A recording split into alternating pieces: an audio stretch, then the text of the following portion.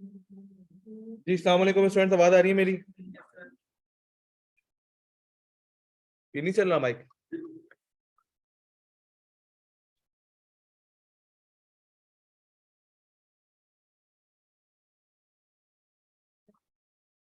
Okay भाई, मैं 2 minute दे रहा हूँ, रिवाइज कर लें जो लास्ट क्लास में हम लोग कर रहे थे। मैं क्वेश्चंस पूछना शुरू करता हूँ, ठीक है ना? जो जवाब नहीं देगा वो क्लास से बाहर जाएगा। हाँ, जो मैं पूछने वाला हूँ वो? अच्छा, मैं भेज दूंगा।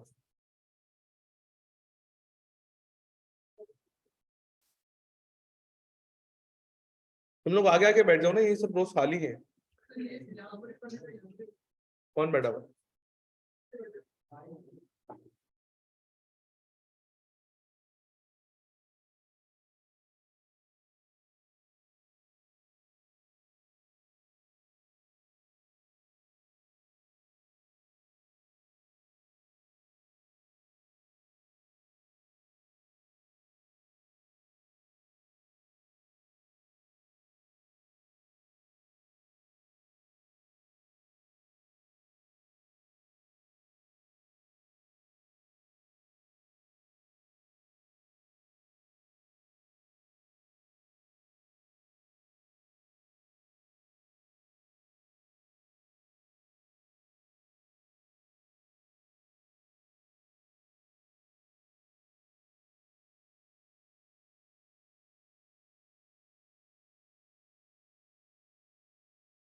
जी भाई, हो गया, रिवाइज हो गया? नहीं हुआ? फटाफट से कर लो। आंसर नहीं आएगा तो क्लास से बाहर जाएगा बंदा, सही है ना? एक पे ही भार होता है भाई।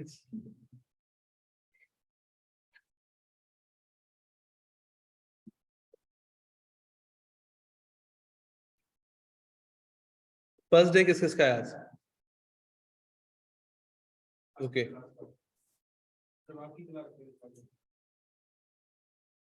ओके। और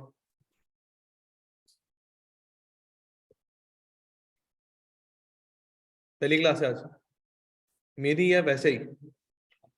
मेरी वैसे कब पहली क्लास ली थी?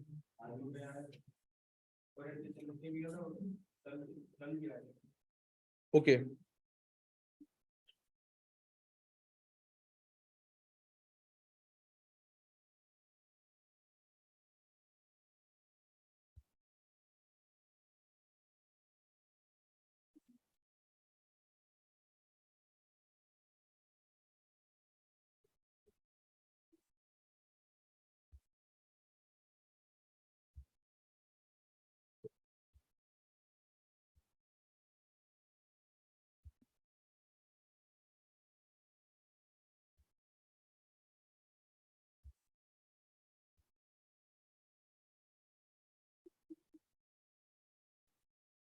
हो गया, रिवाइज हो गया।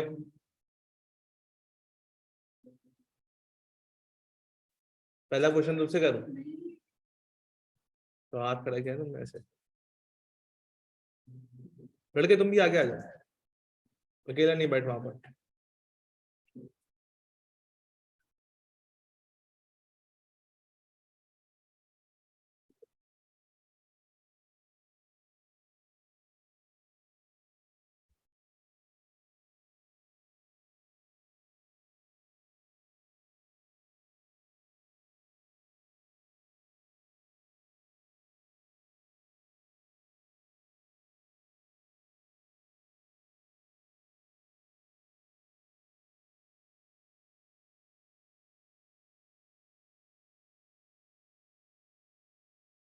डन।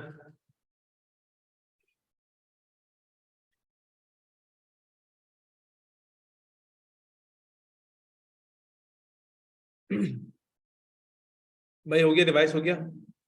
नहीं हुआ? चलो ठीक है, अब अपने रजिस्टर्स बंद कर दो।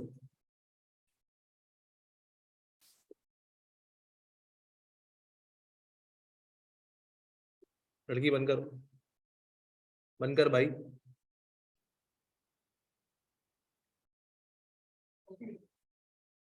ओके। हाँ, खड़ा। रिग्रेशन मॉडल कौन यूज करता है? रिग्रेशन मॉडल कौन यूज करता है? 2-3 बंदों के नाम है बस, वो तोते की तरह बताने, खत्म।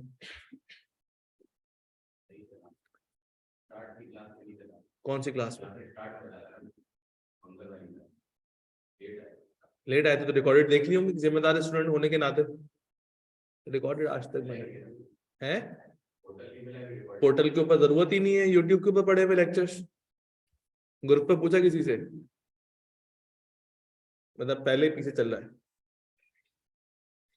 खड़ा है, बुला वाले को बुला, साथ ही है बस, साथ ही खड़ा होता है भाई इसके पे।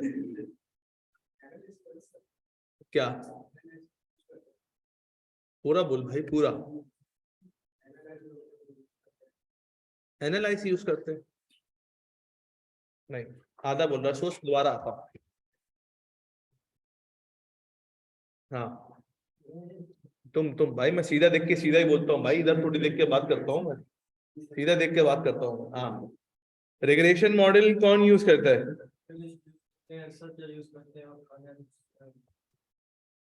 किस लिए यूज करते हैं?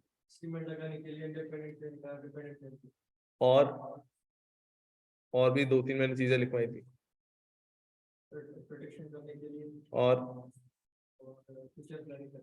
ठीक है, अगर रिग्रेशन मॉडल का ये पता चले कि रिग्रेशन मॉडल यूज कौन करता है, सो बिजनेस, फाइनेंस और डेटा एनालिसिस और रिसर्चर, ये अपने पास रिग्रेशन मॉडल यूज करते हैं। किस लिए यूज करते हैं?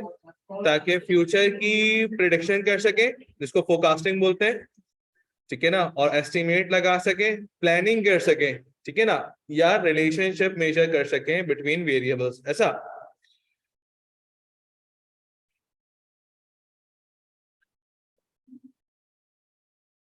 रिग्रेशन मॉडल्स में कितनी तरीके के वेरिएबल्स थे? 2 मतलब एक ही बंदा जवाब देगा, 2? मिसाल दो एक, जिसमें एक इंडिपेंडेंट वेरिएबल हो, एक डिपेंडेंट वेरिएबल हो। ये तो मेरी वाली चिपकाई ना मुझे, अपनी वाली कोई दूसरी बताओ बेटा। चलो मेरी वाली बताओ, कौन कंज्यूम कर रहा है यूनिट भाई? ठीक है, अच्छा, घर आ गए तो फिर वो यूनिट कंज्यूमर कंज्यूम हो गए, वो 100 चले गए, फिर से वो 250 to 500। इंडिपेंडेंट डिपेंडेंट कौन है इसमें, ये बता दो। और डिपेंडेंट, ठीक है, और लड़की तुम बताओ, इंडिपेंडेंट वेरिएबल और डिपेंडेंट वेरिएबल्स क्या होते हैं? कोई सिनेरियो बताओ। ये तो इसका बता दिया ना इसने, कोई दूसरा बताओ, दूसरा याद नहीं है, बताओ। सपोज अगर 1 महीना जो है वो बिल्कुल घर बन रहा है, उसमें कोई भी गैस यूज नहीं है, क्योंकि गैस की यूनिट्स कंज्यूम है वो बिल्कुल 0 है, उससे जो बिल आ रहा है वो ₹100 आ रहा है। ये गैस पे आ गई है, गैस तो वैसे ही नहीं आ रही आजकल। चलो खैर, बैठ जाओ, सही है। तो देखो, इंडिपेंडेंट वेरिएबल्स और डिपेंडेंट वेरिएबल्स के अंदर बहुत सारी चीज हो सकती है। एक एग्जांपल तो सामने ही लिखी हुई है, एक एग्जांपल तो आपके पास सामने ही लिखी हुई नजर आ रही है, ठीक है ना। वो कहते हैं ना, चीजें सामने होती है, इंसान के नजर नहीं आ रही होती, उसको सामने ही लिखा हुआ है। क्या लिखा हुआ है कि फर्टिलाइजर्स और यील्ड, चूंकि यील्ड डिपेंडेंट वेरिएबल है ऑन फर्टिलाइजर्स, फर्टिलाइजर जितने ज्यादा होंगे यील्ड उतना ज्यादा होगा, फर्टिलाइजर जितने कम होंगे यील्ड उतना कम होगा। तो yield is your dependent variables and fertilisers is your independent variable. मैंने एक और एग्जांपल दी थी मार्केटिंग की और सेल्स रेवेन्यू की, तो marketing expenditure is your independent variables and sales is your dependent variable. Marketing जितनी ज्यादा होगी सेल्स उतनी ज्यादा जनरेट होगी, और मार्केटिंग जितनी कम होगी सेल्स उतनी कम जनरेट होगी, ठीक है ना। अच्छा, मिसाल के तौर के ऊपर लेट से, क्या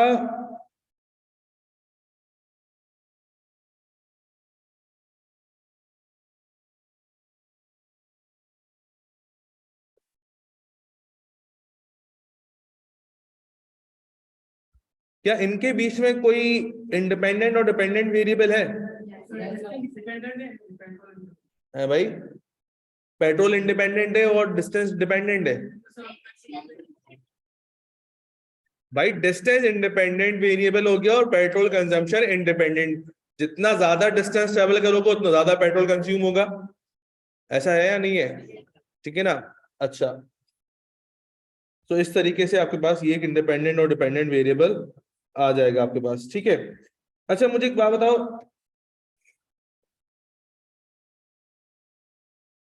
तुम बताओ,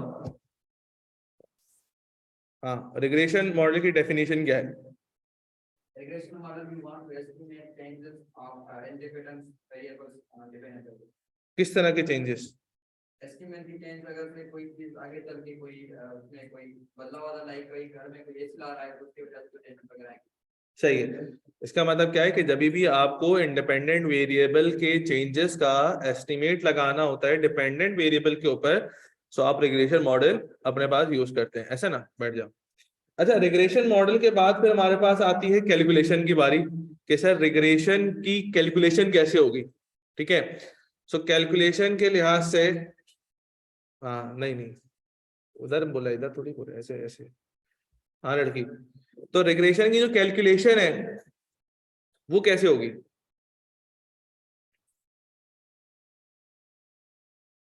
हाँ आपसे ही पूछो बेटा, रिग्रेशन की कैलकुलेशन कैसे होगी? पता नहीं भाई, ऑनलाइन वाले जवाब ना दें तो ज्यादा बेहतर है, और ऑनलाइन वालों से जब पूछा जाएगा तो तभी कंट्रीब्यूट करेंगे, ठीक है ना। बताते भी गलत है। हाँ नहीं, ये इधर ये जो अभी कॉपी करा था भाई, ये का मतलब होता है ये, वो होता है वो। हाँ ये कौन सा फार्मूला लगाएंगे भाई? शाबाश, खड़ा खड़ा। हाँ कौन सा फॉर्मूला यूज करेंगे भाई?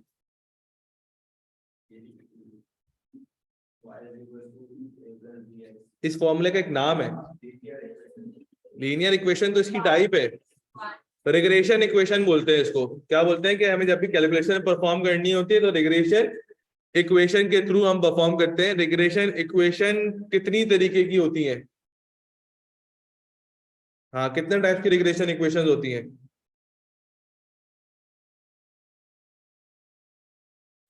नहीं नहीं, वो तो इक्वेशन की टाइप्स है। लीनियर इक्वेशन की हमारे पास, रिग्रेशन इक्वेशन की कितनी टाइप्स है? हाँ, y on x and x on y, ऐसा नहीं नहीं भाई ये क्या बात हो गई? नहीं नहीं, सही बताया आपने बेटा, दो इक्वेशन होती है, y on x and x on y, ऐसा। हाँ भाई, y on x क्या होती है, y क्या होता है, x क्या होता है? हमारे उधर ये y को स्क्वायर करके y on x के अंदर y क्या है और x क्या है? y इंडिपेंडेंट है और कलर है। y डिपेंडेंट है। अब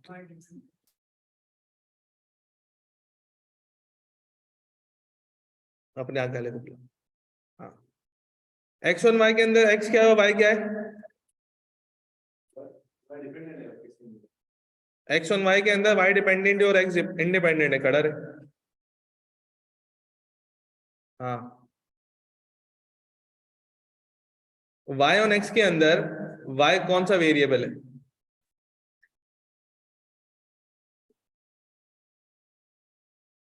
वाले पढ़ा फिर इसी कुछ ही में, ठीक है। y डिपेंडेंट वेरिएबल है और x इंडिपेंडेंट वेरिएबल है। इसकी इक्वेशन क्या है पूरी? हाँ हाँ पूरी बता खड़ा हो जा, शाबाश।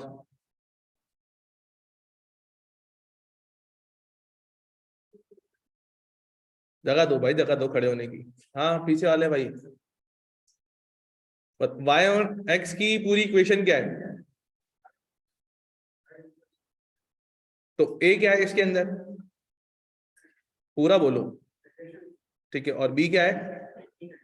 Regression coefficient. बैठ जा, शाबाश। जो लोग खड़े हैं मैं उनको मौका देता हूँ, रिग्रेशन कोफिशिएंट की वैल्यू अगर पॉजिटिव है, रिग्रेशन कोफिशिएंट की वैल्यू अगर पॉजिटिव है, इसका क्या मतलब है? जो लोग खड़े हैं वो हाथ खड़ा करेंगे, फिर मैं उनसे पूछूंगा। हाँ, सबसे पीछे वाला, ये जो चेक शर्ट पहना हुआ है, शाबाश।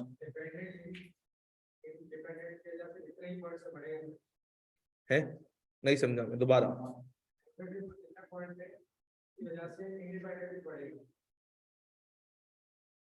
दोबारा।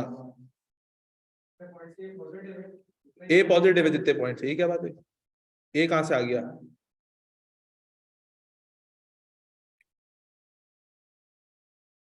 हाँ, रिग्रेशन कोफिशिएंट अगर नेगेटिव है तो उसका क्या मतलब है?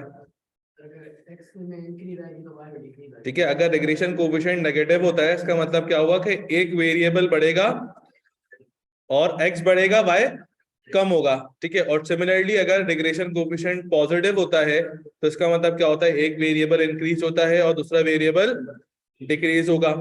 एक चीज होती है रिग्रेशन कांस्टेंट। रिग्रेशन कांस्टेंट का क्या फॉर्मूला है? नहीं मालूम। आज है वही 2 क्लासेस है, लास्ट की क्या? बराबर वाली बाजी को बुलाओ फिर। आपकी बराबर वाली का तो पता है, तो नहीं बराबर वाली को। हाँ बेटा, हाँ फॉर्मूला।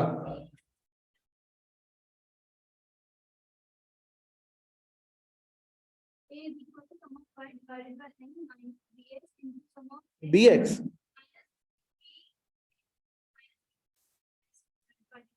ठीक है, तो रिग्रेशन कांस्टेंट का फॉर्मूला होता है कि sum of y over n minus b multiply by sum of x over n। ठीक है ना? अच्छा, रिग्रेशन कोफिशिएंट का एक फॉर्मूला है अपने पास।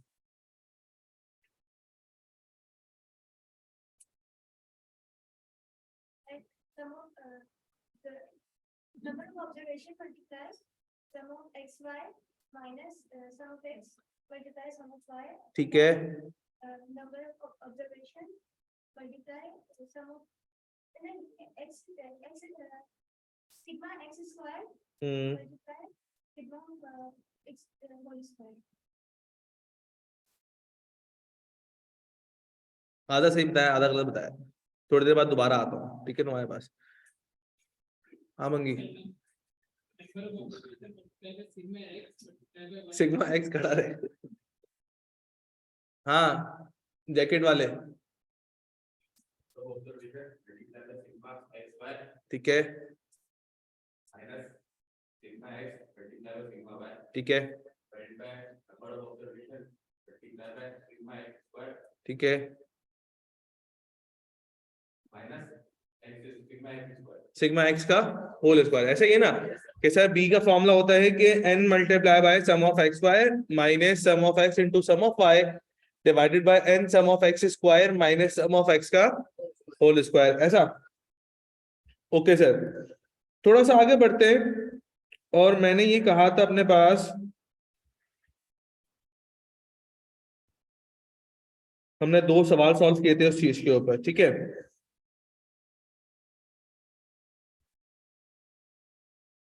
अच्छा, रिग्रेशन इक्वेशन की जो टाइप है वो एक लीनियर इक्वेशन क्यों है, जो खड़े में वो बताएंगे। इसको मैंने लीनियर इक्वेशन लिखा था, क्यों लिखा था? दोनों वेरिएबल और एक कांस्टेंट है तो इसलिए लीनियर हो गया।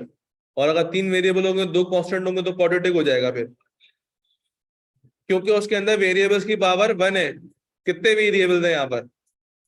एक किसने बोला? 2 वेरिएबल है। कौन कौन से? एक्स और वाई। ठीक है ना? बाकी ए तो कांस्टेंट है और बी की भी एक सर्टेन वैल्यू होती है अपने पास। सो एक्स और वाई, चूंकि दोनों वेरिएबल्स की पावर, बैठ जाओ सारे, दोनों वेरिएबल्स की पावर हमारे पास क्या है? 1 है, जिसकी वजह से हम इसको क्या बोलते हैं? लीनियर इक्वेशन बोलते हैं। ऐसा? चलो थोड़ा सा आगे मूव करते हैं। एक सवाल मैं आपको स्क्रीन के ऊपर शो करता हूँ, उसको सॉल्व करना और फिर हम आगे मूव करते हैं। ठीक है ना? क्वेश्चन नंबर 3 किया था ना लास्ट हमने? 3 किया होगा ना लास्ट हमने, है ना? यील्ड ऑफ फर्टिलाइजर्स वाला। चलो आओ देखते हो क्वेश्चन नंबर 4, देखते हैं कि सर 4 क्या कह रहा है। देखो यार, मैं फिर एक बात बोलूंगा कि अभी चूंकि स्टार्टिंग है ना अपना, तो इसलिए बहुत सारी बातें तुम लोगों को समझाना जरूरी है, अदरवाइज पेपर ऐसे पास नहीं होते, खास तौर पे सीए के अंदर। यूनिवर्सिटी में कोई बंदा घुसता है ना, उसको धक्का मार के यूनिवर्सिटी पास कर रही होती है, बहुत कम चांसेस होते हैं किसी बच्चे का पेपर रुके, वरना हर बच्चे को यूनिवर्सिटी पास निकाल देती है, आई कैप नहीं निकालता, ठीक है ना। इसी वजह से इसका पासिंग रेशो बहुत कम है। सो कहने का मकसद ये है कि भाई घर जाके कम से कम एक दफा रिवाइज करो। अभी मैं आपको बताऊं, क्लास में कोई ऐसा बच्चा मुझे नजर नहीं आ रहा जिसने घर जाके रिवाइज किया हो। कितने लोगों ने, ऑनेस्टली बताओ, कितने लोगों ने घर जाके रिवाइज किया था? भाई अगर तूने रिवाइज किया तो तेरा आंसर तो सही नहीं आया, तो कैसा रिवाइज किया फिर है? ठीक है, तो यार घर जाके कम से कम ना आज का काम ही जाके रिवाइज कर लो, ठीक है। तो क्या होगा कि क्लास से कनेक्टेड रहोगे, सही है ना। अच्छा, एक बात और बताता हूँ, मिसाल के तौर के ऊपर एक क्लास में हमारी गैप आ जाता है, हमारी कल क्लास नहीं हुई, उससे पहले क्लास हुई थी, तो कनेक्टिविटी थोड़ी सी ब्रेक हो गई बीच में। सो एक अच्छा स्टूडेंट की जिम्मेदारी क्या है कि वो क्लास में आने से पहले टीचर के पुराना काम देख ले कि क्या हो रहा था क्लास में। अगर मैं एटलीस्ट घर में देखकर नहीं आया हूं तो क्लास में बैठे बैठे देख लूं कि यार पीछे चल क्या रहा था, ताकि कनेक्टेड तो रहूं। अगर मिसाल के तौर पे मैं आकर सवालात नहीं पूछता, मैं आके डायरेक्ट ये सवाल देता, बोलता सॉल्व कर बेटा, तो फिर बड़ा वाले की कॉपी झाग रहे होते या पीछे देख रहे होते कि पीछे क्या चल रहा है, और इतनी देर में अगर मैंने सोल्यूशन कर दिया होता तो फिर क्या होता, आप कनेक्टेड ही नहीं होते मुझसे, आप अलग खोए हुए होते और मैं तो करा के निकल चुका होता। तो इसीलिए जब अगर ऐसा हो तो क्लास से पहले जो है ना उसको गो थ्रू कर लो, चीजों को देख लो क्या चल रहा था क्लास में। तो भाई देखिए, एक सवाल हमारे स्क्रीन पे है, इसको हम रीड कर लेते हैं। लिखा हुआ है, a company selling household appliances wants to determine if there is any relationship between advertisement expenditures and sales। वही बात आ गई जो हमने एग्जांपल में डिस्कस भी की थी, ठीक है। लिखा हुआ है, the following data was compiled for 6 major sales region, the expenditure are in rupee thousand of rupees। इसका मतलब क्या है? रुपीज इन थाउजेंड का मतलब क्या होता है? हाँ, थाउजेंड है, थाउजेंड के 3 जीरो एलिमिनेट हुए हैं। अगर लिखा हुआ है 20 तो दैट मीन्स लिखा हुआ है 20,000 रुपीज इन थाउजेंड का मतलब क्या है? उसके 3 जीरो ने एलिमिनेट कर दिए। अगर 24 लिखा हुआ है, लेट से देखो एक्सपेंडिचर में लिखा हुआ है सबसे पहला 40, तो वो 40 नहीं है, वो 40,000 है, लेकिन हमने उसके 3 जीरो क्या कर दिए? एलिमिनेट कर दिए। सेल्स रीजन 2 में देखो लिखा हुआ है एक्सपेंडिचर 45, तो वहां 45 नहीं है, वो 45,000 है, 3 जीरो हमने उसके हटाए हुए अपने पास, ठीक है ना। और फिर लिखा हुआ है and sales are in million. 1 million में कितने जीरो होते हैं? 1 मिलियन में 6 जीरो होते हैं, ठीक है, इस बात को याद रखना। सो रुपीज इन मिलियन का मतलब क्या है कि जो सेल्स गिवन है फर्स्ट रीजन की 25, दरअसल वो 25 नहीं है, वो 25 मिलियन है, उसके आगे 6 जीरो और है जो कि हटाए हुए, ऐसा ना। फिर 30 है तो 30 के आगे 6 जीरो और है जो कि हमने एलिमिनेट किए हुए। तो सबसे पहले लिखा हुआ है कि कंप्यूट रिग्रेशन लाइन के रिग्रेशन लाइन प्रेडिक्ट करो। इसका मतलब क्या है कि y equal to a plus b x की मैंने इक्वेशन बनानी है, a निकालना है, b निकालना है। रिक्वायरमेंट बी में लिखा हुआ है कि compute the expected sales for a region where rupees 72,000 is being spend on advertisement. अगर एडवर्टाइजमेंट के ऊपर 72,000 खर्च करें तो हमारी सेल्स कितनी जनरेट होगी, ऐसा ना। तो सवाल के अंदर अगर मुझे नहीं पता हो तो चूंकि फिर भी मुझे पता होगा कि यार सवाल में सेल्स जो है वो डिपेंडेंट वेरिएबल है और एडवर्टाइजमेंट एक्सपेंडिचर इंडिपेंडेंट वेरिएबल है। देखो उसने लिख के भी दिया हुआ है एक्स और वाई, ऐसा। तो फटाफट से मैं 10 मिनट देता हूँ, कैलकुलेशन परफॉर्म करें, ए का भी आंसर बताएं और बी का भी आंसर बताएं, शाबाश। वो तो सीरियल नंबर एक तरह से, कुछ भी नहीं है ऐसा। बिल्कुल, तो जरा मुझे रिक्वायरमेंट ए भी सॉल्व करो, रिक्वायरमेंट बी भी सॉल्व करें। हाँ बिल्कुल, y is equal to a plus b x, a निकालना है और b निकालना है, इसका ये मतलब है।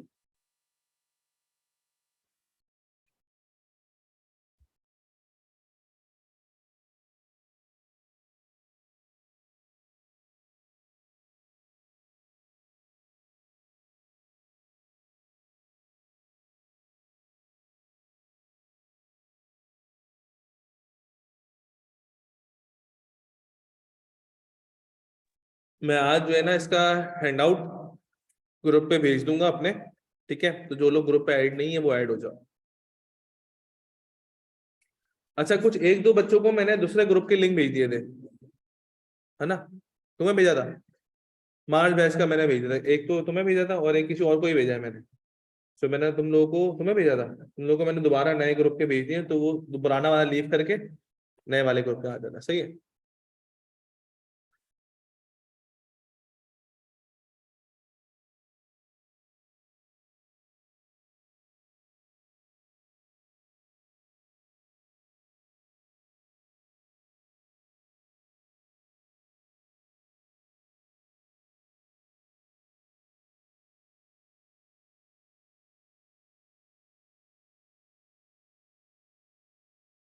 यार मुझे मैसेज कर दो, ठीक है? मैं ग्रुप का लिंक भेज दूंगा व्हाट्सएप पे,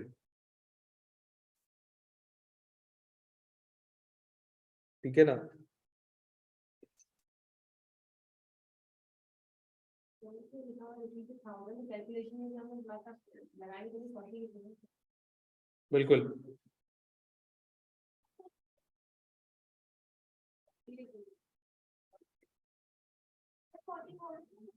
40 नहीं लिखूंगा, कहाँ पर? नहीं, जो ऊपर डेटा गिवन है वो उसको एज इट इज लो। नहीं नहीं नहीं नहीं नहीं, तो उसको 1000 नहीं लगाओगे, रुपीज इन। हाँ, नहीं उसके जीरोस नहीं लगाओ, फर्दर कैलकुलेट करो, वो जो आंसर आएगा उसको मिलियन रुपीस में लिख देना। डायरेक्ट एन में लगा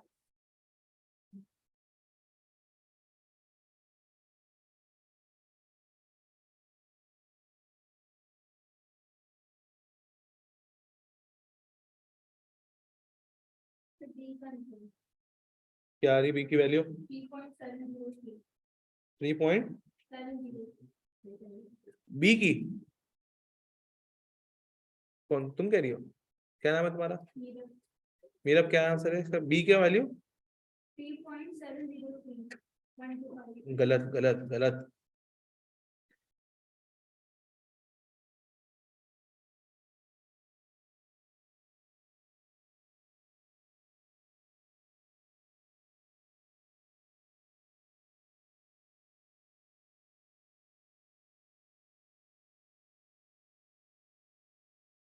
तुम लोगों में से घर जाके लोग पढ़ रहे हैं? घर जाके पढ़ रहे हो तुम लोग? पढ़ने का कुछ है ही नहीं सर, क्या पढ़े घर जाकर? कोई मसला नहीं, 2-3 दिन रुको, अभी असाइनमेंट आ रहा है।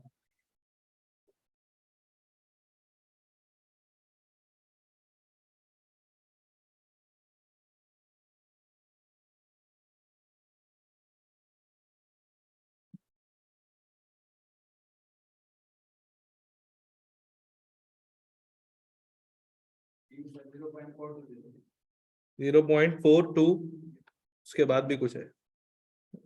0.731 कैलकुलेटर्स आ गए आप लोगों के मार्केट में या नहीं आए हैं?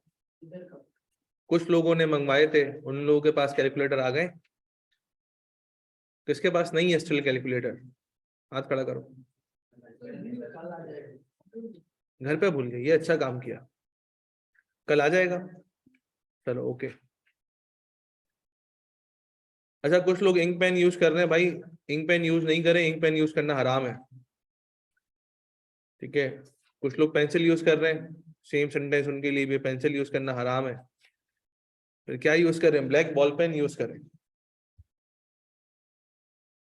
अच्छा, एक बच्चा है, वो पता है क्या करता है? वो पहले क्लास में गंदा काम करता है, घर जाके उसको फेयर करता है। ऐसा तो हमारी क्लास में कोई नहीं है जो क्लास में अलग काम करता हो, घर जाके उसको फेयर भी करता हो। ऐसा हरगिज सोचना भी मत करने का। जो काम करना है क्लास में ही करना है, घर जाके एक्स्ट्रा काम करना है, वही काम थोड़ी करूंगा जाकर, घर जाके नया काम करूंगा।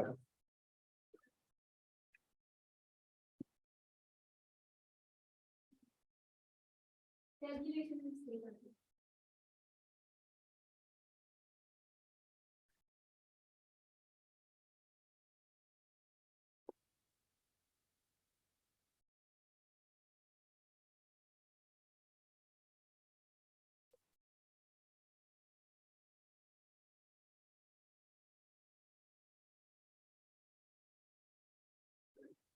एक 12.46 सही है भाई, डन मैं करवाऊं? लड़की तुम्हारे पास कौन सा कैलकुलेटर है ये? दिखाओ, शक्ल दिखाओ इसकी। क्लास में लिखा हुआ है इसके ऊपर रेड कलर से केसीओ के नीचे सुपरवाइज लिखा हुआ है। चलो ओके, अगर क्लास में लिखा हुआ है तो फिर ये अलाउ नहीं है, अगर कुछ और लिखा हुआ तो फिर सही है। क्लास के एंड पे देखते हैं, क्लास के एंड पे देखते हैं।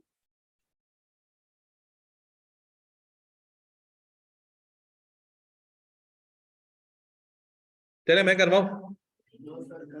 कर रहे हैं, कर रहे हैं।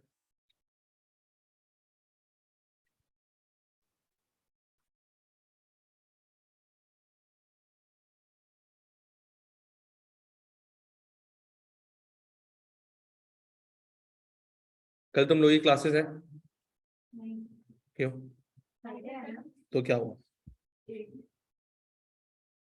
एक दिन अभी लोग तरस जाएंगे 5 बजे छुट्टी को। 4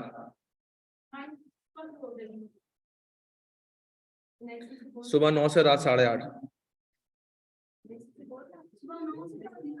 तो क्या हुआ? मैंने कहा था सी करना है। नेक्स्ट वीक का मतलब क्या? सैटरडे से।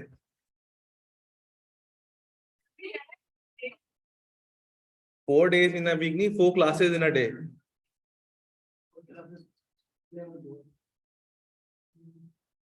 क्या करें?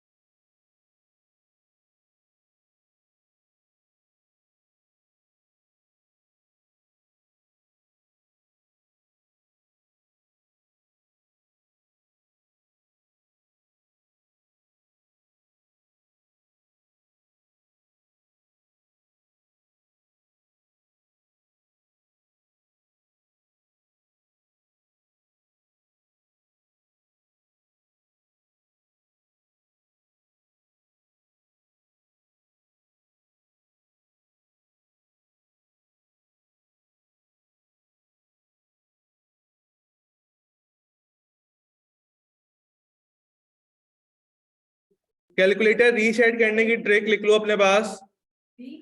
कैलकुलेटर रीसेट करने की एक ट्रिक है, सबको याद होनी चाहिए वो। मेरे साथ साथ करेंगे आप लोग। शिफ्ट शिफ्ट प्रेस करो, शिफ्ट के बाद 9 प्रेस करो, 9 के बाद 3 प्रेस करो, 3 के बाद इक्वल्स टू प्रेस करो, और इक्वल्स टू के बाद AC प्रेस करो। शिफ्ट 9 3 इक्वल्स टू AC, तो कैलकुलेटर आपका रीसेट होकर डिफॉल्ट मोड पर आ जाएगा। ठीक है, ऑप्शन आ रहे मेरे कैलकुलेटर हैं? जिसके बाद 9 प्लस के लिए 3 ऑप्शंस आएंगे मेरे में ये रहा। चलो ठीक है, तो कैलकुलेटर दिखाना मुझे क्लास के एंड पे, सही है? चलिए मैं सॉल्व करवाऊं भाई, हो गया? चलो आओ देखते हैं। अब सर अगर हम x, तो x का डेटा हो जाएगा 40, 15 एंड 50, इसका सम क्या आ रहा है? ओके सर, 250 हम लिख देते हैं यहाँ पर। फिर y का डेटा लेस डाउन करते हैं, दैट इज 25 30 45 20 20 एंड 40। फिर एक कॉलम हमने और बनाना पड़ेगा, दैट इज एक्स वाई का कॉलम। सो पहला जो एक्स वाई है उसका आंसर क्या आ रहा है? 1000। फिर 1350,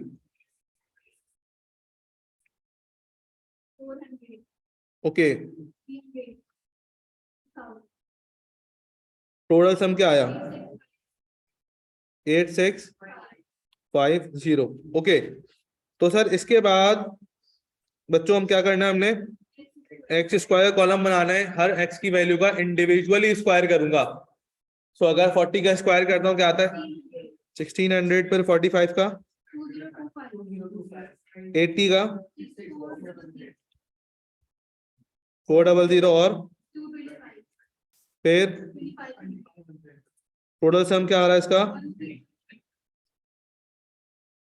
13150, ऐसा।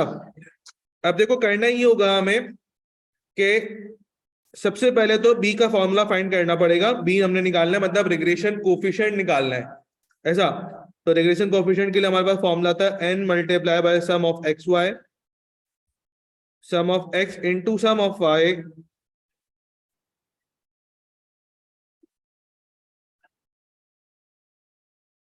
सम ऑफ x का whole square. So number of observation हमारे पास 6 था, उसने बोला था 6 मेजर रीजन्स का हम डेटा ले रहे हैं। सो 6 multiply by 8650 minus 250 into 180 is being divided by 6 multiplied by 13150 minus 250 का होल स्क्वायर। अगर मैं अपने पास 6 मल्टीप्लाई बाय 8650 करता हूं तो क्या बनता है?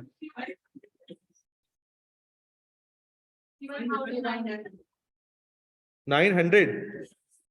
और अगर मैं 250 मल्टीप्लाई बाय कितने थाउजेंड? 45,000।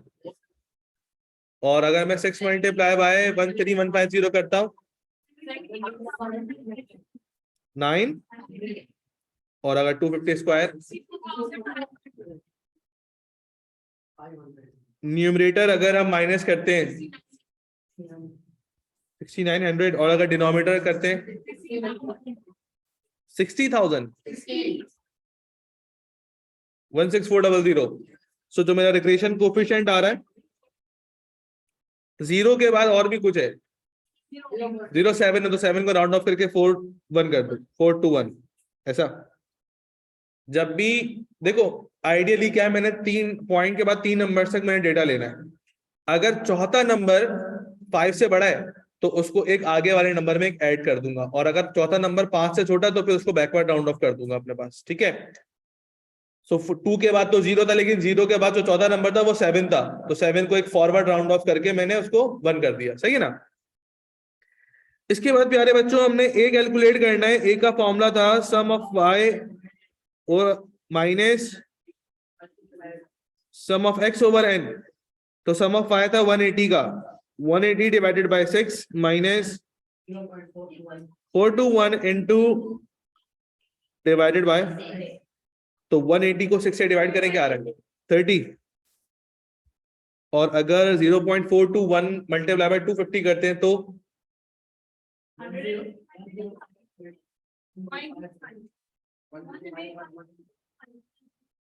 ठीक है, और अगर आप डिवाइड करें फिर 541 माइनस करें क्या बचता है 12,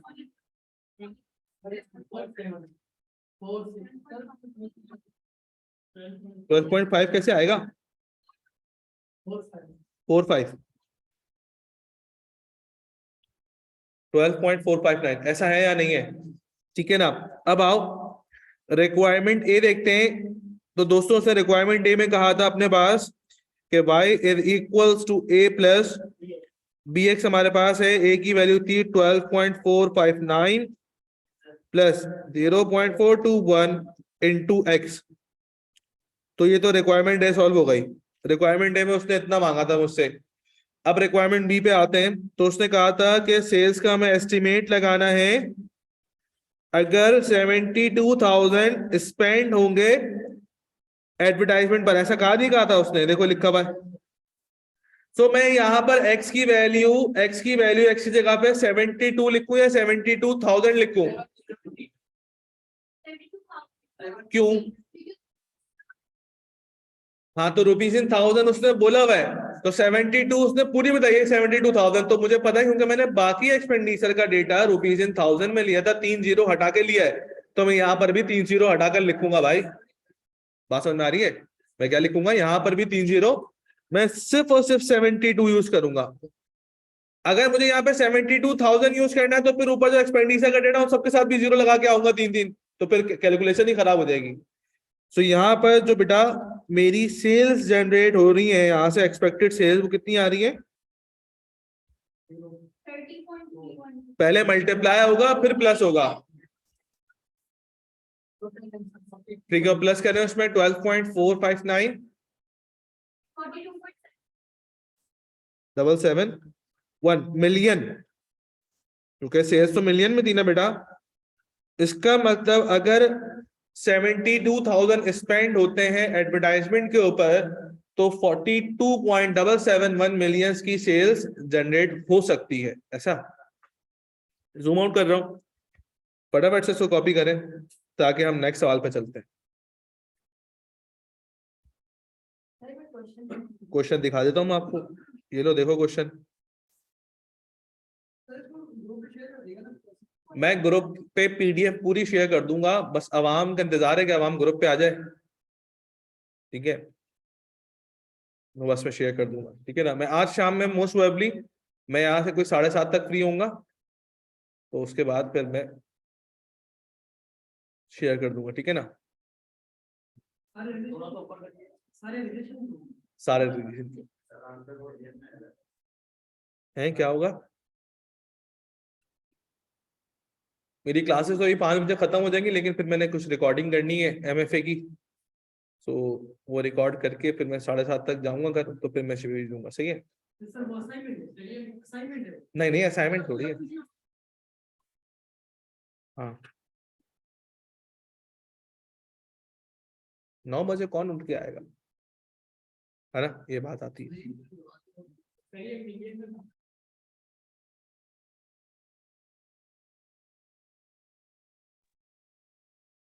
जब बंदा फर्म में जाएगा ना, आज से कुछ टाइम बाद तुम लोग इंशाल्लाह सब फर्म में चले जाओगे। कुछ 1.5 साल बाद चले आएगा, कुछ 2 साल बाद चले आएंगे, ठीक है ना, कुछ 2.5 साल बाद चले आएंगे, कुछ होगा तो घर जाएंगे और कुछ दूसरों के घर जाएंगे, ठीक है ना। तो कहने का मकसद क्या है कि जब बच्चा फर्म में जाएगा ना, तो फर्म में सुबह 9 बजे से फर्म स्टार्ट होगी, शाम 6-6:30 बजे तक तो फर्म चलेगी, रेगुलर सीजन के अंदर, ऑडिट सीजन के अंदर नहीं। अब ऑडिट सीजन क्या होता है? ऑडिट सीजन में ये होता है कि साल में जो है वो कुछ टाइम के ऊपर ऑडिट का टाइम होता है, 3 महीने के लिए हमें, ठीक है ना। कुछ कंपनीज के फाइनेंशियल जो है वो जून में एंड हो रहे होते हैं, कुछ के दिसंबर में होते हैं। तो हमारे पास क्या होता है कि साल में कुछ टाइम पीरियड के लिए ऑडिट सीजन आता है, इसको हम लोग बोलते हैं ऑडिट सीजन आया है, ठीक है ना। उस टाइम के ऊपर क्या होता है, फर्म में घुसने का टाइम पता होता है कि 9 बजे फर्म में घुसना है, घर कब जाना है ये नहीं पता होता। बात समझ में आ रही है? रात को बंदा 12 बजे ही फर्म से निकलता है, 1 बजे भी निकलता है, 2 बजे भी निकलता है, ठीक है। और अब सीन क्या है कि अगर मैं सुबह 9 बजे फर्म में घुसा हूं और लेट से मैं 12 बजे फर्म से निकल रहा हूँ, तो 12 बजे घर तो नहीं पहुंच नहीं जाऊंगा मैं, दैट से 12:30 1 बज जाएंगे मुझे पहुंचते पहुंचते। तो अब क्या होगा, अब जब मैं घर जाके सो जाऊंगा फिर सुबह 9 बजे आना है यार, मैं कोई जिनका बच्चा थोड़ी हूँ, जिनका बच्चा थोड़ी हूँ, इंसान का बच्चा हूँ भाई, मैं अब सो जाऊंगा, बैठे बैठे थक गया यार। अच्छा, पढ़ाई अब्बू से करवा लेना फिर। तो अब क्या होगा, अब जो लेक्चर्स मैंने लेने हैं फाइनल्स के दौर में, वो कब लूंगा?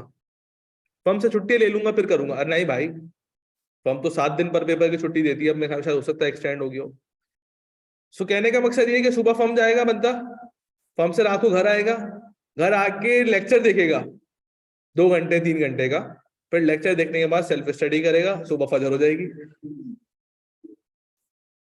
भाई 12 बजे 12:30 बजे बंदा घर में घुसा, फ्रेश होके उसने 1 बजे खाना वाना खा के बैठ गया। अब 1 बजे से 3 बजे तो क्लास ले ली उसने, 3 बजे पढ़ने बैठा वो, क्योंकि अब सेल्फ स्टडी भी तो करेगा ना। अब 3 बजे वो पढ़ने बैठा, सुबह 6 बजे तक पढ़ा, फजर हो गई। फजर पढ़ के क्या करेगा? 3 घंटे सोएगा नहीं, कपड़े प्रेस करेगा भाई, दोबारा सुबह 9 बजे जाना है।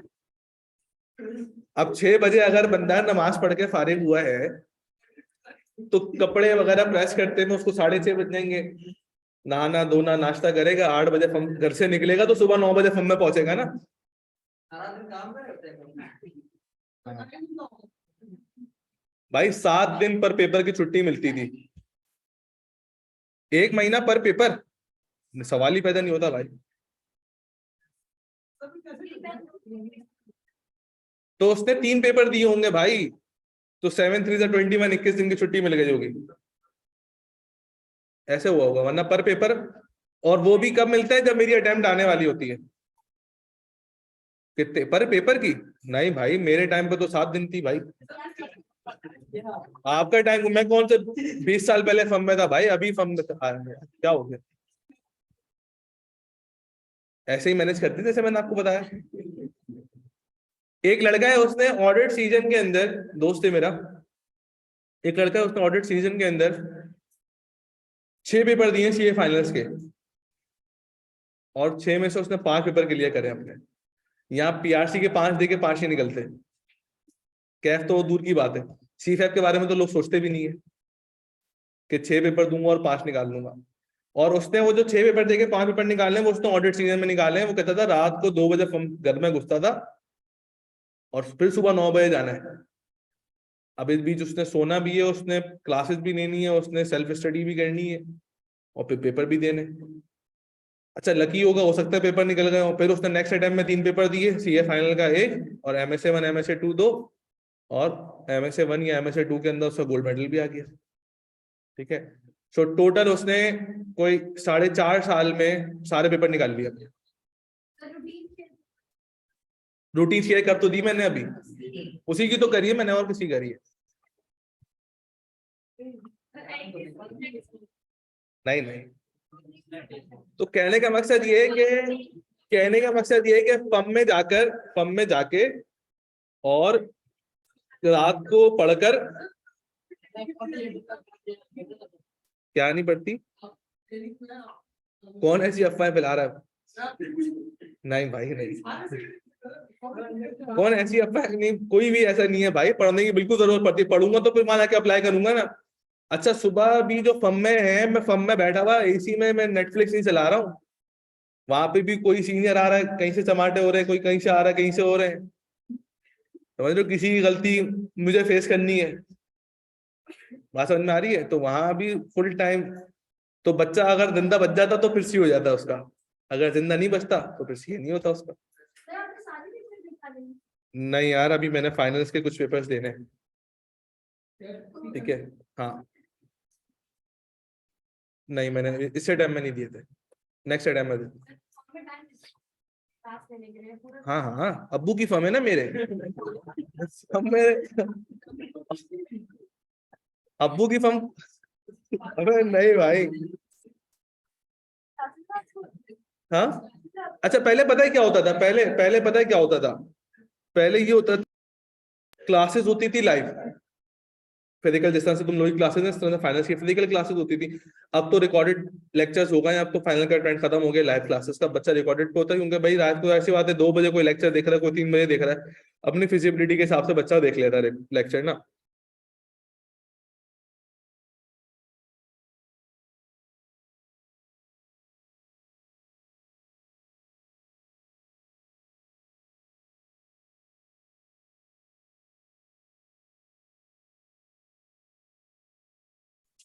इतना डिटरमेंट बच्चा होता है, क्लास पूरी फुल होती थी हमारी, जो ऑडिटोरियम 1 है ऑडिटोरियम 2 है, ये सबसे बड़े रूम्स है, ये पूरे पूरे फुल होते थे। पीछे ये जो सीटें पड़ी हैं पीआरसी वालों के लिए थोड़ी है ये सब फाइनेंस वाले बच्चा पूरा बैठा होता था इसके ऊपर। और इसके अलावा इतना रश होता था, मैं जब को बता रहा हूँ जब ऑनलाइन नहीं होता था, 2018 2019 का बता रहा हूँ मैं आपको।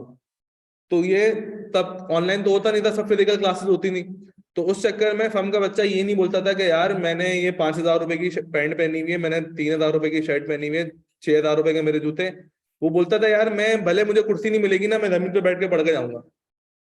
वो इतना डिटरमेंट बच्चा होता था, उसको बोलेगा कपड़े तो फिर झाड़ के निकल जाऊंगा मैं, लेकिन जो मेरी क्लास मिस हो जाएगी ना उसका बड़ा हर्जा हो जाएगा। ठीक है, तो वो इतना, आज आपको बोला जाए कि भाई नीचे बैठ के पढ़, सीट नहीं है, तो बोला भाई पैसे दिए मैंने, मैं क्यों नीचे बैठ के पढ़ूं, फ्री में थोड़ी पढ़ रहा हूँ। वो बच्चे ऐसे होते, बोलते पैसे भी दूंगा लेकिन जमीन पे बैठ के जाऊंगा, पढ़ के जाऊंगा लेकिन। तो ऐसे लोगों का सीए होता है। ठीक है ना, मेहनत करनी पड़ती है, हमें एक्स्ट्रा एफर्ट बहुत करनी पड़ती है, ये सारी बातें हमें। ठीक है, आओ वापस पीआरसी पे आ जाते।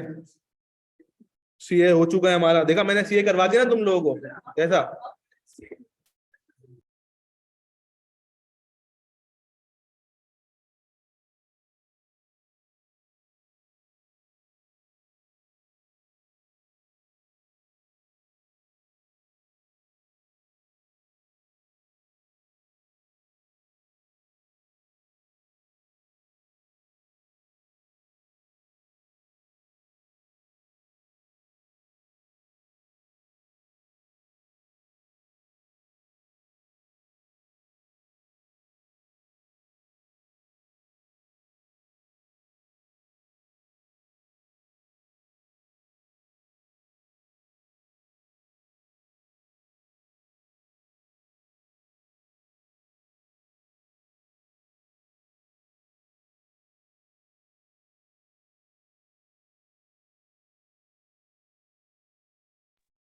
चलो खैर देखेंगे अभी आगे, जब तो पहले फाइनल से दूर की बात है, अभी तो पहले पीआरसी की तो निकाले, अभी आओ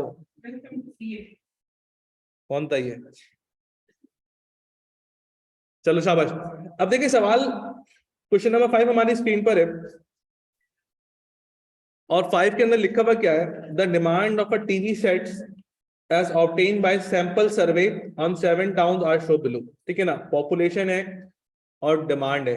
सही है, अभी एक्स और वाई डिनोटेड नहीं है यहाँ पे, मुझे खुद पढ़ के आइडेंटिफाई करना पड़ेगा कि इसमें एक्स की वैल्यूज कौन सी हैं, इसमें वाई की वैल्यूज कौन सी। लिखा हुआ है कि find the linear regression equation.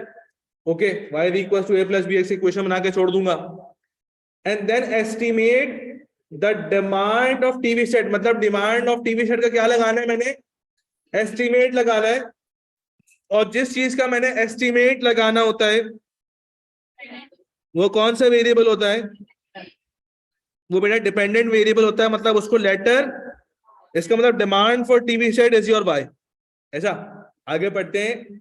In a town of population of 30,000, और पॉपुलेशन की वैल्यू मुझे गिवन है, और जिस चीज की वैल्यू गिवन होती है वो इंडिपेंडेंट वेरिएबल होता है।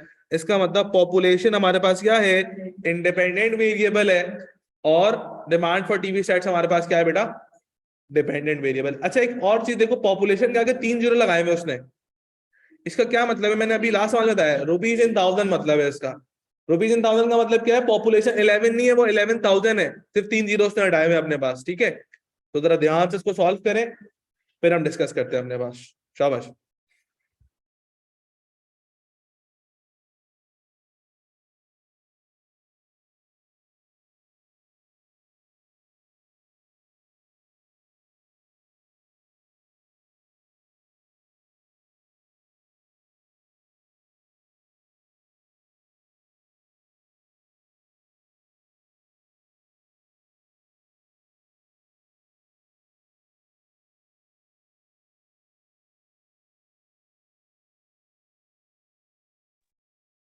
अच्छा, जिन लोगों के पास कैलकुलेटर आने में 1-2 दिन लग रहे हैं तो काम रुकना नहीं चाहिए। मोबाइल में एक एप्लीकेशन डाउनलोड कर लो अपने पास, सेल्सियस के नाम से, ठीक है ना। मैं लिख देता हूँ यहाँ पर,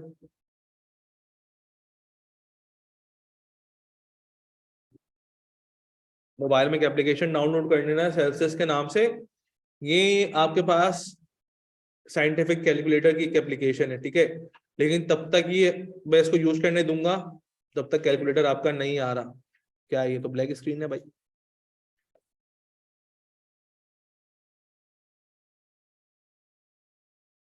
ठीक है ना।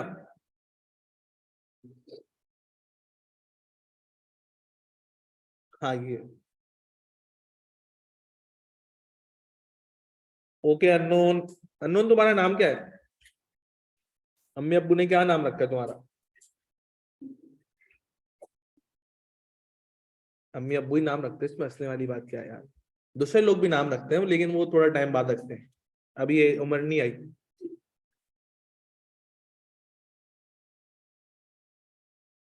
अननोन का रिप्लाई नहीं आ रहा।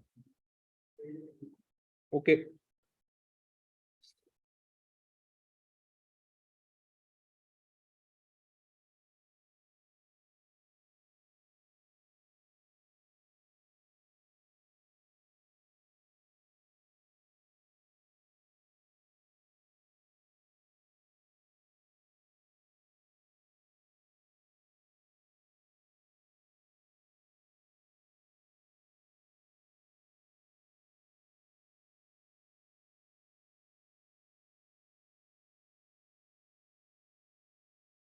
तो बी का बताएं। बताएं। सही है।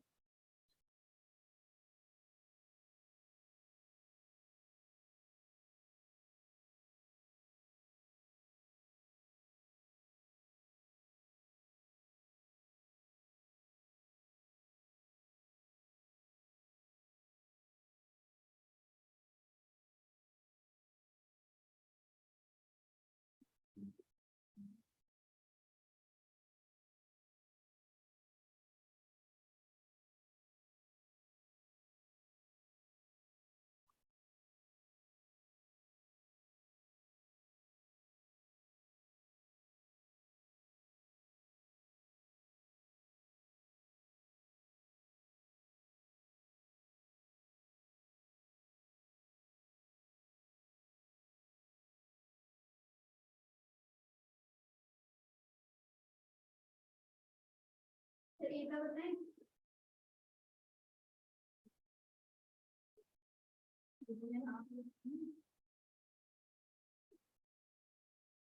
बताएं।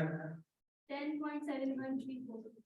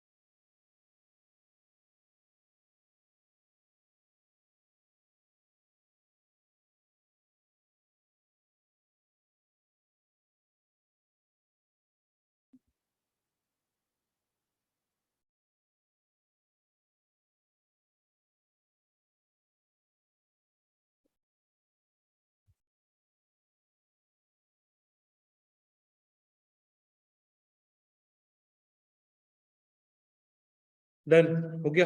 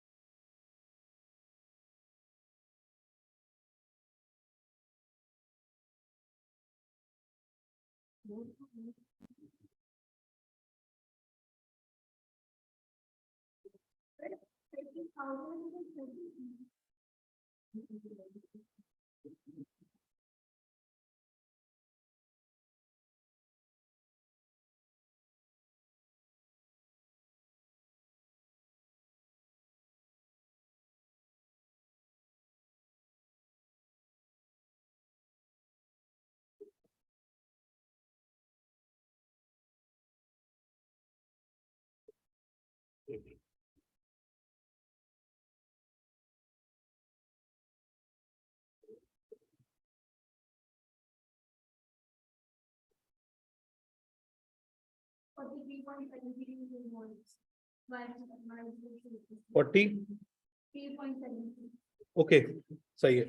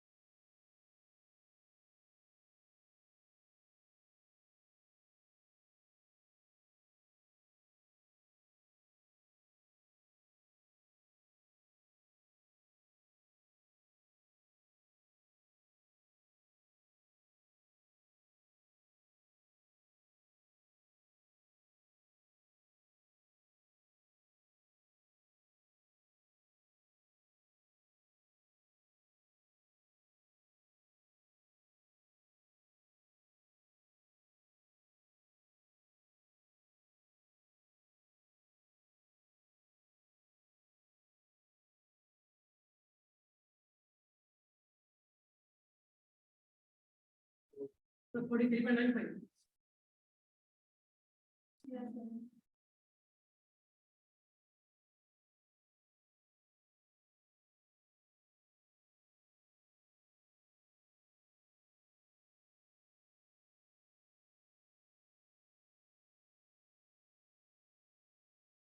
अच्छा जी, चलो एक काम करते हैं, आप लोग भी सॉल्व करो जब तक मैं चीजों को लेस डाउन कर लेता हूं। एक्स की वैल्यूज है 11 14 17 17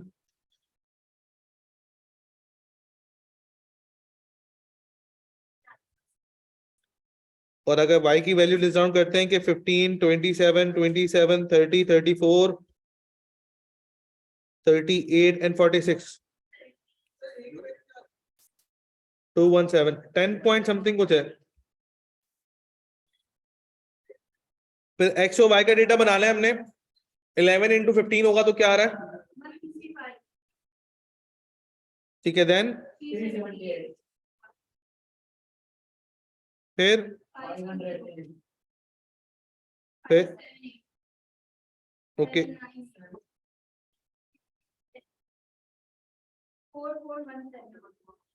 4417 फिर एक्स स्क्वायर बनाना है, 21 ठीक है। 280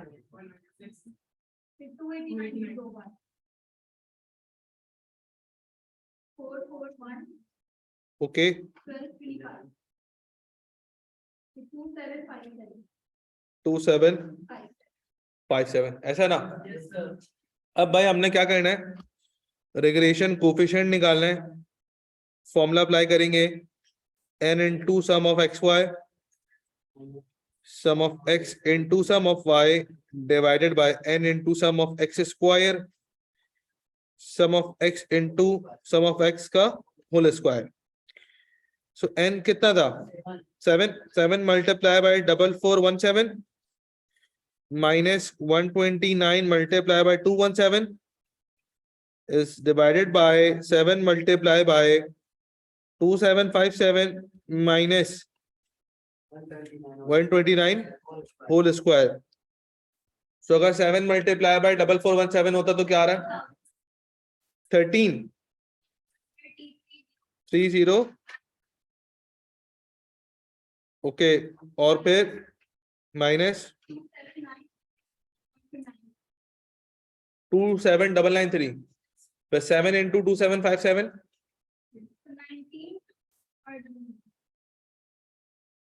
19299 और 129 का स्क्वायर 16641। अगर न्यूमरेटर माइनस करता हूं तो क्या आ रहा है और डिनोमिनेटर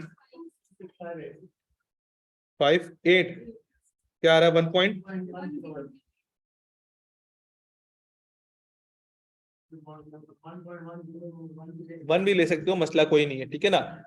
फिर अपने पास ए कैलकुलेट करना है। ए का फॉर्मूला अपने पास है sum of y over n minus b multiply by sum of x over N.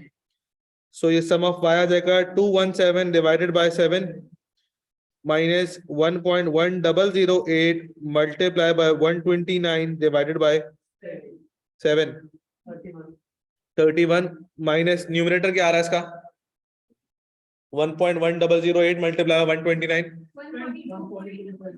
Divide करा दो 7 से हाथ के हाथ 28। तो इसका आंसर क्या आ रहा है 7 2 होगा ना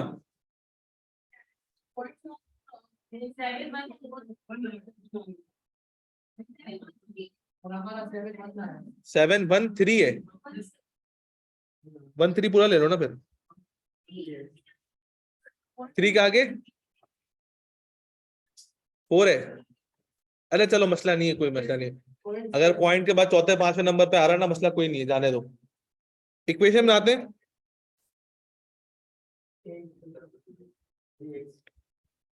10.713 प्लस 1.1008 इंटू एक्स, ये हमारे पास बन गई क्या हमारी इक्वेशन नंबर, वो रिक्वायरमेंट आ गई है।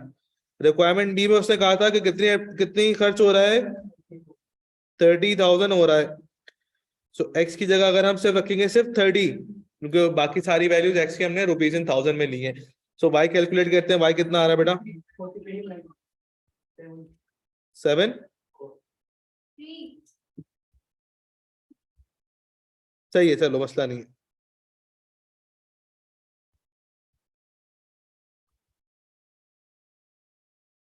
ठीक हो गया भाई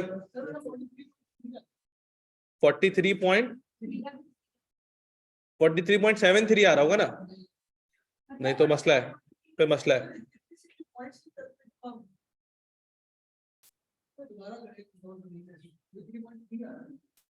चलो मैं चेक कर लूंगा ऐसे ही, नहीं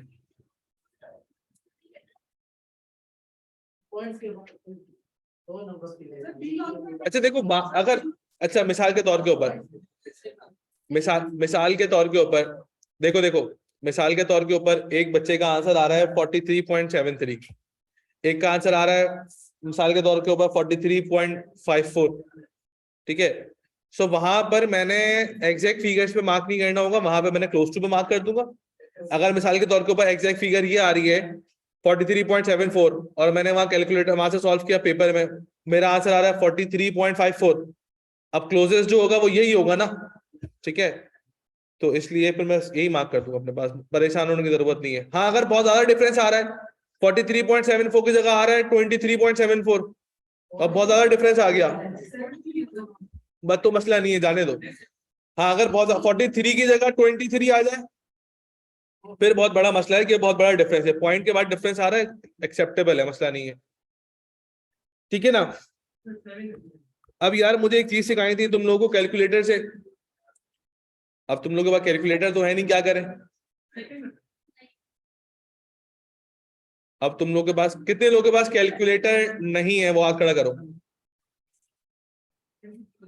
जिन लोगों के पास कैलकुलेटर नहीं है वो हाथ खड़ा करो, मतलब ज्यादा आवाम के पास नहीं तो फिर मैं कैलकुलेटर वाला हिसाब किताब नहीं समझा सकता। चलो फिर एक काम करते हैं कि नेक्स्ट क्लास में इसको कैलकुलेटर पे सीखते हैं, ठीक है ना। अच्छा अपने पास हमने एक चीज और देखी थी, छुट्टी नहीं कर रहा हूं भाई अभी, हाँ अच्छा हमने एक चीज अपने पास और सीखी थी कि रिग्रेशन इक्वेशन दो तरीके की थी, x1y की, और अब तक हम y और x देखते हुए आ रहे हैं, x और y तो देखा ही नहीं हमने, अब देखेंगे ना। सो सेकंड रिग्रेशन इक्वेशन है हमारे पास x1y, तो बेटा सेकंड जो रिग्रेशन इक्वेशन है x1y, इसका पूरा फॉर्मूला है हमारे पास, इक्वेशन है x is equals to c plus d y, x is equals to c plus dy, वो था y is equals to a plus bx, ये इक्वेशन है x is equals to c plus, again ये भी linear equation है, यहां पर x आपके पास डिपेंडेंट वेरिएबल है और बेटा y आपके पास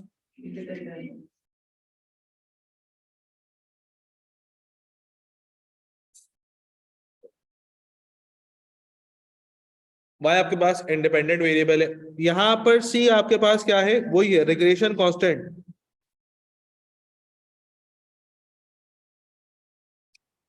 और d भी वही है आपके पास,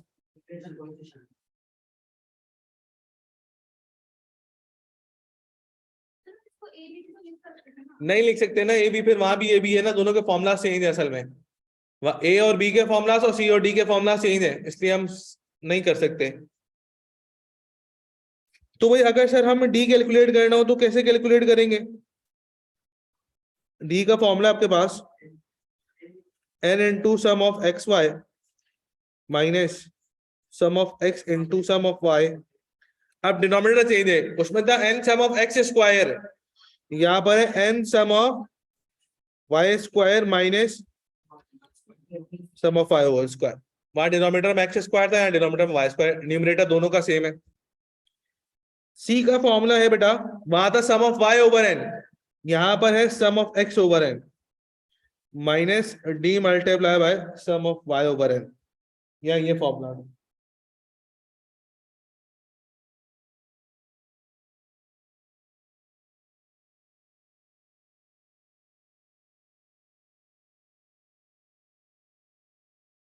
आई बात समझ में,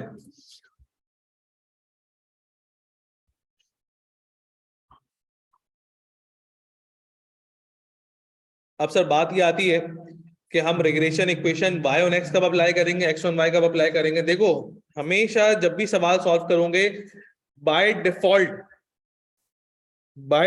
का मतलब क्या है, खुद से, अगर सवाल में कुछ नहीं लिखा होगा तो खुद से मैं डिपेंडेंट वेरिएबल को y लूंगा और इंडिपेंडेंट वेरिएबल को x लूंगा और y on x he apply कर दूंगा, कब तक, जब तक सवाल में लिखा हुआ खुद नहीं होगा कि x ऑन y अप्लाई करो। जब सवाल में लिखा हुआ होगा कि x ऑन y अप्लाई करें, मैं तभी x ऑन y की इक्वेशन अप्लाई करूंगा, अदरवाइज नहीं करूंगा, y on x he apply करूंगा। सवाल में कैसे लिखा हुआ होगा, अभी लिखा हुआ होगा, दिखाता हूँ, कॉपी कर लो फटाफट से, फिर सवाल दिखाता हूँ। कर लिया, कॉपी कर लिया,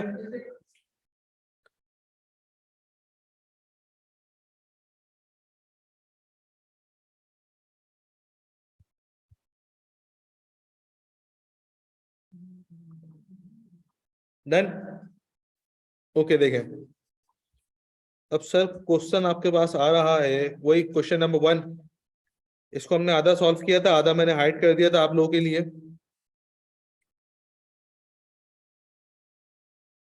देखिए सवाल में उसने लिख के दिया बता बेटा कि obtain the line of regression y on x, जो हम कर चुके, फिर लिख के दिया हुआ obtain the line of regression x on y, तो अब लिख के दिया हुआ तो मैंने x ऑन y अप्लाई करना पड़ेगा, ठीक है ना, बिल्कुल अप्लाई करें, शाबाश। एक्स ऑन वाई अप्लाई करें, शाबाश। नहीं ना, वाई ऑन एक्स तो हम कर चुके हैं, सबसे पहला सवाल ही हमने ये किया था, एक्स ऑन वाई अप्लाई करना है। तो जरा एक्स ऑन वाई अप्लाई करें और मुझे बताएं क्या इक्वेशन बन रही है।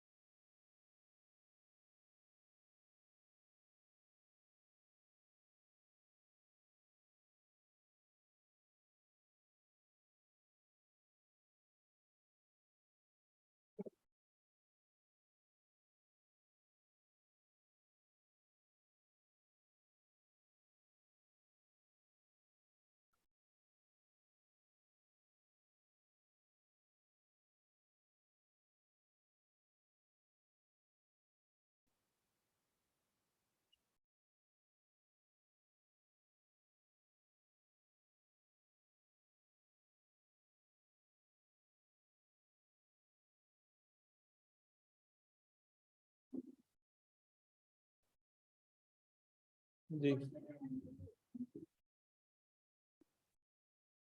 शायद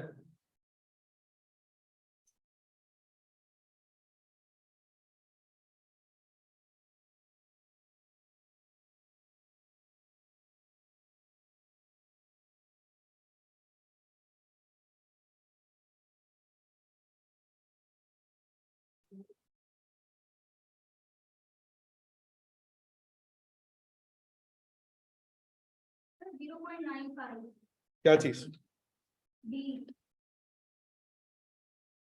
सही है।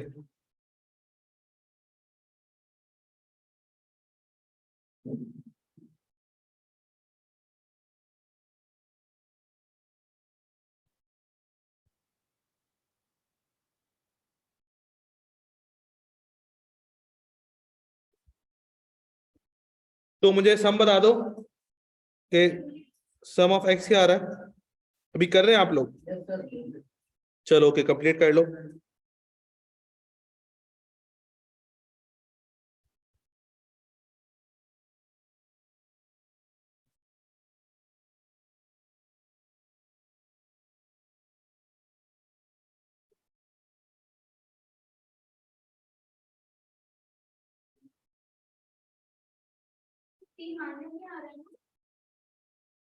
यस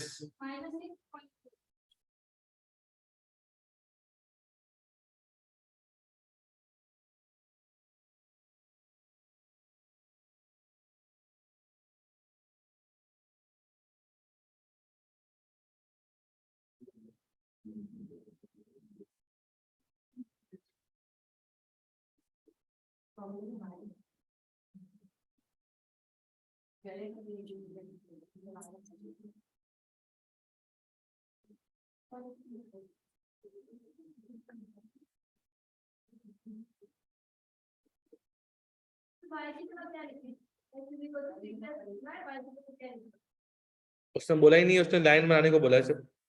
बस वो नहीं करेगा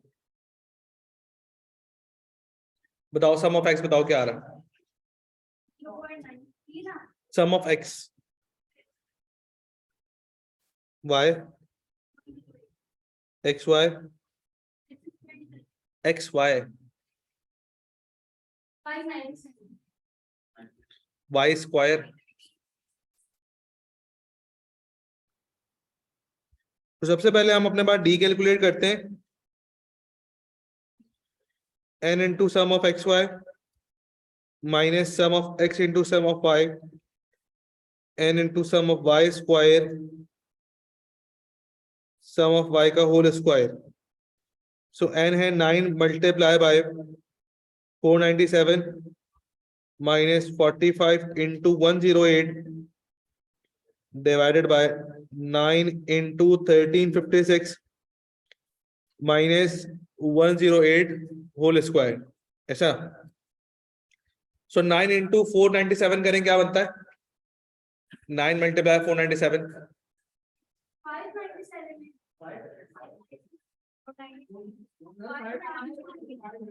तो मुझे किसने लिखवाया फिर ये?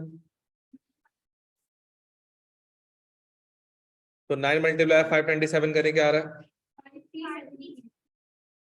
53। ठीक है, और वो 9 इंटू 1356 और 108 उसका है। 513 और 540 0.5 ठीक हो गया। फिर सर ए कैलकुलेट करना है, तो ए का फॉर्मूला था sum of x over n minus d into sum of y over n. ठीक है, तो सम ऑफ एक्स मेरे पास आ जाएगा 45 divided by 9 minus 0.95 multiply by कितना 108 डिवाइडेड बाय 9, क्या वैल्यू आ रही है? नहीं पूरा बता दो, पूरा सी बता दो क्या आ रहा है। माइनस 6.4। तो इसका मतलब ये हुआ कि अगर मैं अपनी बार रिग्रेशन इक्वेशन बनाता हूँ x1 y, तो c की वैल्यू आ जाएगी माइनस 6.4 प्लस 0.95 इंटू वाई। ये मेरा आंसर हो जाएगा। स्टार्ट में नेगेटिव का मतलब किस पे? इसका मतलब क्या है? नेगेटिव में रहेगी अगर वैल्यू जो है वो x की नहीं होती है। ठीक है, अगर y की वैल्यू नहीं होती है, ठीक है, अगर y 0 होता है तो x की वैल्यू जो है वो नेगेटिव में होगी। किसी भी रीजन की वजह से हो सकती है। ठीक है,